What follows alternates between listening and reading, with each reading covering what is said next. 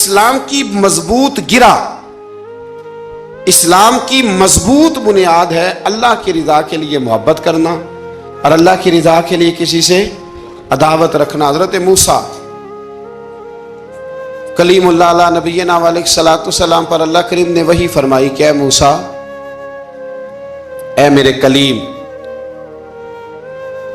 میرے لیے بھی کوئی کام کیا ہے؟ عرض کی اللہ میں نے نمازیں پڑھی، روزے رکھے، تبلیغ کی۔ فرمایا وہ تو آپ کی ذمہ داریاں تھیں، وہ تو آپ نے اپنے لیے کیا، میرے لیے بھی کچھ کیا ہے؟ رب کریم نے پوچھا موسیٰ میرے لیے بھی کچھ کیا ہے؟ عرض کی اللہ یہ سارا کچھ، فرمایا مالک تیرے لیے کیا۔ کہا یہ تو آپ نے اپنے لیے کیا، آپ کی ذمہ داریوں میں شامل تھا، مالک تیرے لیے کیا ہے؟ فرمایا کسی بندے سے محبت کی ہے کہ یہ اللہ کا بندہ ہے؟ کسی بندے سے محبت کی ہے کہ یہ اللہ کا بندہ ہے؟ یا کسی کے ساتھ تمہاری صرف اس لیے ناراضگی ہو کہ یہ اللہ کا نافرمان ہے، اللہ رسول کا دشمن ہے، معاذ اللہ بے ادب ہے؟ میرے بھائی سمجھ لیں اچھی طرح اور اپنے دل کے کونے میں یہ بات بٹھا لیں کہ زندگی میں جو کام کریں وہ اللہ کی رضا کے لیے، چھوٹا سا بھی خیر کا کام۔ میرے رسول کریم علیہ السلام کا جو سب سے پہلا فرمان ہے نا بخاری میں، وہ یہ ہے کہ انما الاعمال بالنیات، تیرے عمل کا دار و مدار تیری نیت پر ہے، تیرے ارادے پر ہے۔ بنیاد تمہاری نیت ہے، بنیاد یہ ہے کہ تمہارا اندر سے اس کام کے لیے ذوق کیا ہے، شوق کیا ہے۔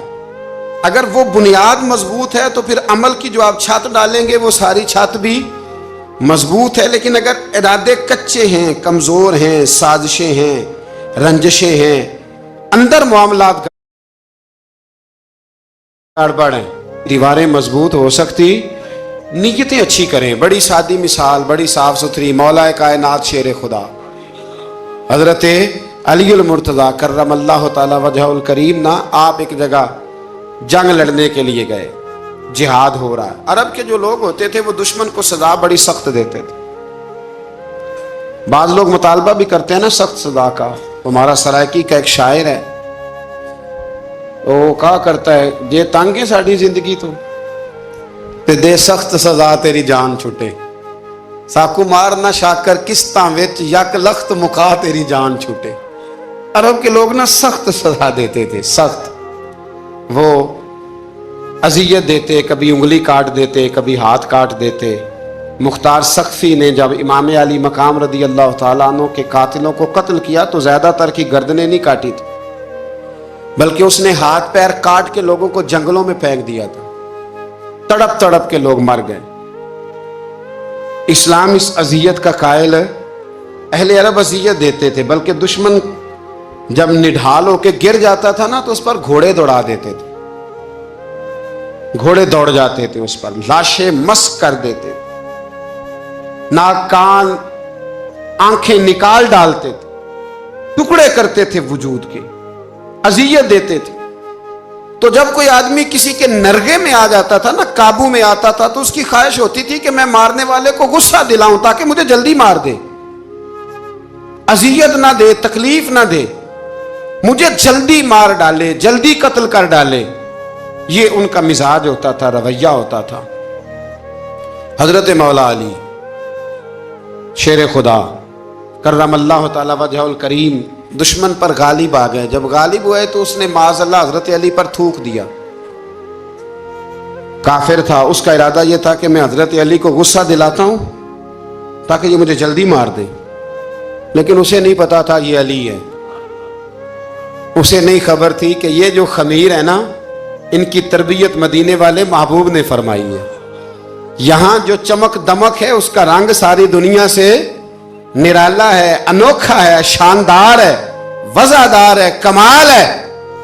کہا حضرت علی پر معاذ اللہ میں یہ کام کرتا ہوں تاکہ وہ جلدی قتل کر دیں گے، لیکن جب اس نے مولا علی کی طرف یہ نازیبا حرکت کی تو حضرت علی نہ تلوار چھوڑ کے پیچھے ہٹ گئے۔ توجہ کرنا، رزلٹ دیکھنا، مولا علی پیچھے ہٹ گئے اور فرمانے لگے جا تو آزاد ہے۔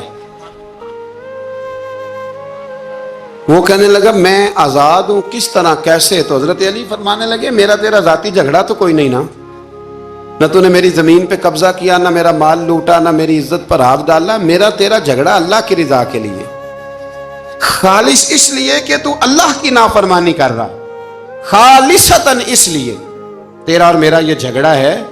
باقی جہاں تک تعلق اس بات کا ہے کہ اب تو نے میری ذات شامل کر دی، اب تو نے مجھے تکلیف دے دی، اب تو نے مجھے اذیت میں مبتلا کر دیا، تو حضرت مولا علی شیر خدا فرمانے لگے اب ذات آ گئی ہے میری بیچ میں، اب میری ذات بیچ میں آ گئی ہے، اب اگر میں تجھے قتل کروں گا تو لگے گا میں نے اپنے ذاتی غصے میں قتل کیا ہے، لہٰذا اب معاملہ یہ ہے کہ میں تجھے آزاد کرتا ہوں، اب تو چھٹی کر سکتا ہے، جا سکتا ہے، دوبارہ کبھی میرے ہاتھ آئے گی تو دیکھی جائے گی۔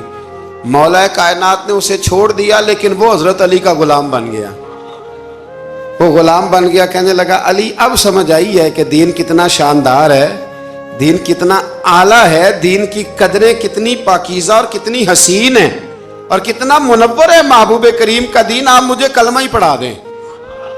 گویا جو بندہ تلوار سے فتح نہ ہو سکا وہ مولا علی کے خلوص سے فتح ہو گیا، حضرت علی کے خلوص سے، للہیت سے، اللہ کے ساتھ جو ان کا رشتہ تھا اس رشتے کی برکت سے وہ آدمی فتح ہو گیا۔ میرے بھائی ہمارے معاملات کے اندر للہیت ختم ہوتی جا رہی ہے، خلوص نہیں رہا، کرامتیں ہیں، کہانیاں ہیں، داستانیں ہیں، الزامات ہیں، جھوٹ ہے، فریب ہے، فراڈ ہے، بڑا کچھ ہے۔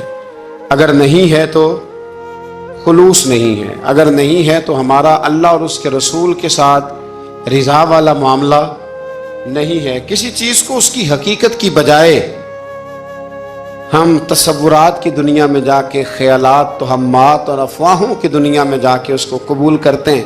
یاد رکھو جن لوگوں کی زندگیاں اللہ کی رضا کے لیے تھیں وہ لوگ بڑے اچھے تھے، بڑے خوش بخت تھے، بڑے خوش نصیب تھے، انہیں بدر کے میدان میں گردنیں کٹانے میں بھی بڑا ہی مزہ آیا تھا انہیں۔ آپ دیکھیں نا احد کے میدان میں جانے دینے میں بھی انہیں بڑا مزہ آیا۔ جب آدمی میں خلوص ہوتا ہے تو اس کے لیے جان قربان کرنا بھی آسان ہو جاتا ہے، لیکن جب خلوص نہیں ہوتا پھر گفتگو ہوتی ہے، پھر باتیں ہوتی ہیں، پھر داستانیں ہوتی ہیں، پھر کہانیاں ہوتی ہیں، پھر لب و لہجہ ہوتا ہے، پھر منصوبہ سازی ہوتی ہے، پھر ہیلے بہانے، پھر سغرے کبرے جوڑ کے لوگ کہانیاں اور داستانیں بناتے ہیں۔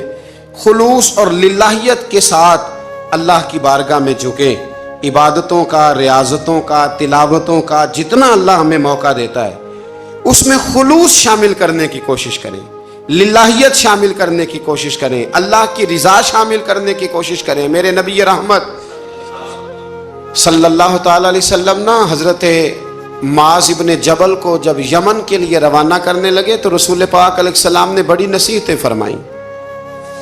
ان نصیحتوں میں درد بڑا تھا، کیوں؟ اس لیے کہ حضور نے انہیں بتلایا تھا کہ جب تم واپس آؤ گے تو میری تمہاری ملاقات نہیں ہوگی، تم میری قبر سے گزرو گے، اکھاں جدوں میٹیاں زمانہ مینوں روے گا، اپنا تے اپنا بیگانہ مینوں روے گا، جدوں نہ میں دسیا میں خاراں نوں میں خانے وچ، جام ٹوٹ جان گے تے میں خانہ مینوں روے گا، کئی لک لک رون گے تے کئی بک بک رون گے، گلیاں دا ایانا تے سیانا مینوں روے گا۔ اور کیا خوبصورت بات انہوں نے کہی تھی، مجھے بڑی پسند ہے، کہنے لگے بے قدراں کچھ قدر نہ جاتی، او کیتی خوب تسلی ہو، اے دنیا دار پجاری زر دے کتیاں دے گل ٹلی ہو، بک بک روسن اکھیاں تکیو ویکھ حویلی کلی ہو، تے کوچ نصیر اساں جدوں کیتی پھر پہ جانی تھر تھلی ہو، کوچ نصیر اساں جدوں کیتی پھر پہ جانی پھر کمال ہو جائے گی، بعد مرن دے مکھڑا میرا ہو جاوے جے تازہ، پھر سمجھ لینا محبوب میرے نے آن پڑے ہے جنازہ۔ حضرت معاذ ابن جبل رضی اللہ تعالیٰ عنہ سے حضور نے فرمایا معاذ جب تم واپس گزرو گے نا تو میری قبر کے پاس سے گزرو گے، ملاقات نہیں ہوگی۔ تو وہ جو نصیحتیں تھی نا اس موقع پر جب آپ گویا کسی سے آخری ملاقات کر رہے ہوتے، ان نصیحتوں کے اندر جو حسن ہوتا ہے، کمال ہوتا ہے، وہ تو جاتے جاتے کی بات، لے سجنا اساں توڑ نہیں پائی، جان دیتی راہ تیرے، وہ جو جاتے جاتے کی گفتگو ہوتی ہے، وہ جو انداز ہوتا ہے بڑا کمال ہوتا ہے، اور اس کی گہرائی اور گہرائی کو وہ سمجھ سکتا ہے جس کو وہ لمحے میسر آتے، جو اس وقت اس مقام پہ کھڑا ہوتا ہے۔ حضرت معاذ ابن جبل رضی اللہ تعالیٰ عنہ تڑپ کے روئے، کہا حضور کیا فرما رہے ہیں؟ حضور کوئی خاص نصیحت تو نبی پاک نے بڑا کچھ فرمایا، ایک جملہ حضور نے یہ کہا، معاذ عمل جتنا بھی کرنا خلوص کے ساتھ کرنا۔ اور محبوب نے فرمایا تیرا خلوص کے ساتھ کیا ہوا تھوڑا عمل بھی رب کی بارگاہ میں زیادہ بنا کے تیرے لیے ذریعہ نجات بن جائے گا۔ جتنا بھی کرنا خلوص کے ساتھ کرنا، بولیے خلوص کے ساتھ کرنا، للہیت کے ساتھ کرنا، اس کے اندر کوئی کمزوری نہ آنے پائے، للہیت کے ساتھ، خلوص کے ساتھ، رواداری کے ساتھ، پیار کے ساتھ کرنا۔ میرے بھائیوں، یہ سمجھنے کا مقام ہوتا ہے کہ جب ہم اللہ اور اس کے رسول صلی اللہ علیہ وسلم کی رضا کے لیے کوئی عمل کرتے ہیں تو اس کا بھی ہمارے دل کو پتہ ہوتا ہے، اور جب اندر ریاکاریاں ہوتی ہیں تو ہمارے دل کو اس کا بھی پتہ ہوتا ہے۔ ہمیں دونوں باتوں کی خبر اب ہمیں خود سوچنا ہے، ہمیں خود فکر کرنی ہے، غور کرنا ہے کہ ہمارا انداز۔ ایک بزرگ تھے امام غزالی نے لکھا ہے، انہوں نے 7 سال پورے پانچوں نمازیں جماعت کے ساتھ پڑھی اور پہلی صف میں تکبیر اولیٰ کے ساتھ پڑھی۔ 7 دن نہیں پوری پڑھی جاتی پانچوں نمازیں پہلی صف میں پہلی تکبیر کے ساتھ۔ 7 پہلی صف میں تکبیر اولیٰ کہتا ہے، امام نے اللہ اکبر کہا پہلی تکبیر میں تو ہم نے بھی ساتھ ہی اللہ۔ پہلی صف میں 7 سال تک پانچوں نمازیں تکبیر اولیٰ سے بہت بڑا کارنامہ ہے، بہت بڑی بات ہے۔ مطلب بندہ یہاں سے اٹھ کے آتے، وضو کرتے، کوئی معاملہ آ گیا، کوئی مطلب اس کو حاجت ہو گئی استنجا وضو کی، تو وہ ٹائم نکل جاتا ہے، کئی دفعہ ایسے ہوتا ہے۔ 7 سال پورے نماز پڑھی، تو کہتے ہیں 7 سال کے بعد نا ایک دن 8واں سال لگا ہوا تھا، تو بزرگ فرماتے ہیں میں ذرا لیٹ ہو گیا، تکبیر اولیٰ تو مل گئی پر پہلی صف نہ ملی، تیسری صف میں جگہ ملی۔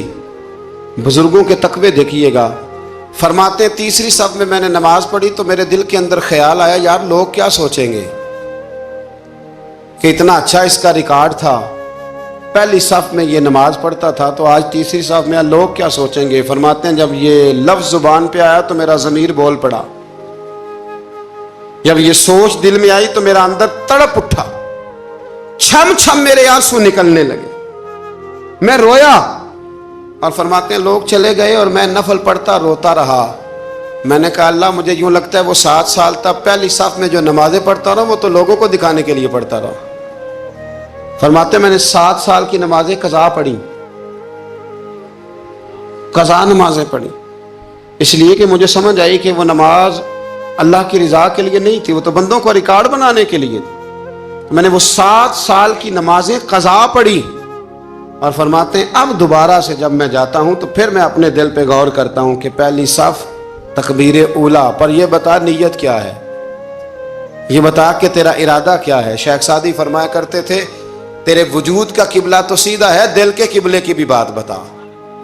تیرے وجود کا قبلہ درست ہے پر دل کے قبلے کی بھی، ہاں خودی کا سر نہاں لا الہ الا اللہ، خودی کا تیغ فساں لا الہ، یہ دور اپنے ابراہیم کی تلاش میں ہے۔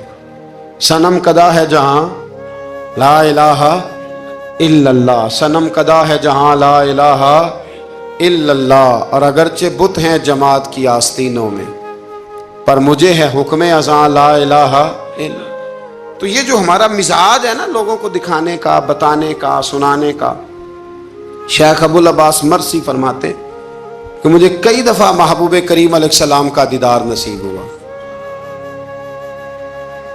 میرا اور حضور کا معاملہ تھا، پھر میں نے لوگوں کو بتانا شروع کر دیا۔ فرماتے ہیں پھر انہوں نے آنا چھوڑ دیا، اس لیے کہ کچھ باتیں ایسی ہوتی ہیں جو بتانے کی نہیں ہوتی، لیکن کچھ بندوں کو بشارتیں ہوتی بڑی ہیں، وہ ان بیچاروں کو بدہضمی ہو جاتی، وہ بتائیں نا جب تک 20 لوگوں کو تب تک ان کی وہ بدہضمی ختم ہے۔ حالانکہ ہر چیز بتانے کی، دکھانے کی، سنانے کی، ہر چیز کی وضاحت دینے کی نہیں ہوتی، ہر چیز ایسی نہیں ہوتی. حضرت ابو ہریرہ جیسے لوگ فرمایا کرتے تھے علم کی 2 تھیلیاں، ایک کھولی ہے دوسری کھولو تو مجھے قتل کر دو. ہر چیز کو بتانے سمجھانے کی ہوتی ہے. تو خلوص دیکھیں کتنا ہے اس میں، للہیت کتنی ہے، اللہ کی رضا کتنی. الحمدللہ تعالی اس مہینے سے جو جولائی کا ہے، میرے خیال ہے 4-5 جولائی سے حج کی فلائٹ شروع ہو جائیں گی انشاءاللہ تعالی. خوش نہیں ہوئے آپ سن کے؟ جو جا رہے ہیں رب ان کا قبول فرمائے، اور جو رہ گئے اللہ انہیں موقع عطا فرمائے. ای سعادت بزور بازو نیست تانہ بخشندہ خدائے بخشن. یہ سعادتیں بازو کی قوت سے نہیں ملتی، تبھی ملتی ہیں جب اللہ عطا کرتا ہے، جب رب اپنے فضل سے عطا کرتا ہے پھر یہ سعادتیں ملتی ہیں. لوگ حج کے لیے جا رہے ہیں، اور آپ کو پتہ ہے حج بھی آج کل ساتھ حج ہوتا ہے، ساتھ سیلفی ہوتی ہے، آخر تک چلتا ہے. ایک بزرگ تھے حضرت ابو مرتعش ان کا نام تھا. وہ فرماتے ہیں میرا 4-5واں حج تھا، نفلی حج کرنے کے لیے میں جا رہا تھا. تیاری میری مکمل ہو گئی تھی، 2-4 دنوں میں میری روانگی تھی، ارادہ میرا مضبوط تھا، معاملات سارے طے ہو گئے تھے، بس میں جانے کے قریب تھا. فرماتے ہیں کہ میں ایک دن گھر میں بیٹھا تھا، اماں جی نے نا کہا بیٹا پتر ذرا پانی کا پیالہ دینا. فرماتے میرے دل میں خیال آیا کہ ایک تو میں عالم ہوں، صوفی ہوں، درویش ہوں، مولوی ہوں، اور دوسرا یہ کہ میری کل پرسوں تیاری بھی ہے، تو پانی تو چھوٹا بھائی بھی دے سکتا ہے، یہ کام کو بچہ بھی کر لے گا. میں نے چھوٹے کو اشارہ کیا ذرا پانی دینا، وہ گیا اور مٹکے سے پانی بھر کے اماں کو دے دیا. کہتے ہیں جب اس نے اماں کو پانی دیا نا تو میرے اندر پھر مد و جزر شروع ہوا، پھر میری ضمیر کی آوازیں اٹھنے لگی، پھر اندر سے بلندی ہونے لگی، پھر آوازیں آئیں، اور پھر میں نے اعلان کیا. میں نے کہا خو یہ کیا ہوا؟ سینکڑوں اور ہزاروں میل حج کرنے کے لیے جانا میرے لیے آسان ہے، اور یہ 2 قدم اماں کو پانی دینا میرے لیے مشکل ہے. یہ کیا بات ہوئی؟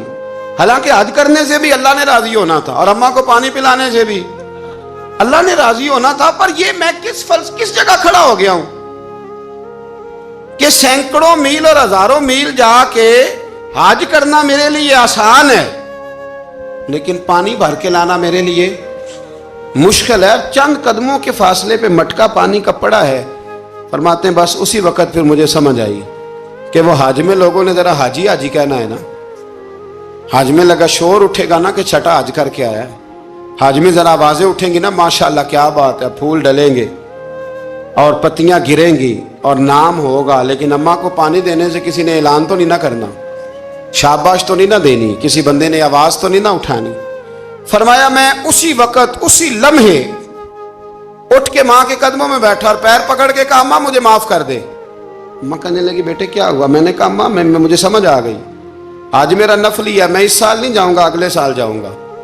اب یہ پورا سال میں تیری نوکری کروں گا، میں تیری خدمت کروں گا، تیرے پیر دباؤں گا، تیرے لیے کھانا لاؤں گا، میں تیری ڈیوٹی کروں گا. اس لیے کہ مجھے سمجھ آئی ہے کہ نیکی کا تصور اصل میں ہے کیا. ہم بالعموم وہ نیکی کرنے جا رہے ہوتے ہیں جو نیکی بھی ہوتی ہے اور دنیا میں اس کا نام بھی ہوتا ہے، تذکرہ بھی ہوتا ہے، اس کی وجہ سے ہمارا قد بھی اونچا ہو رہا ہوتا ہے.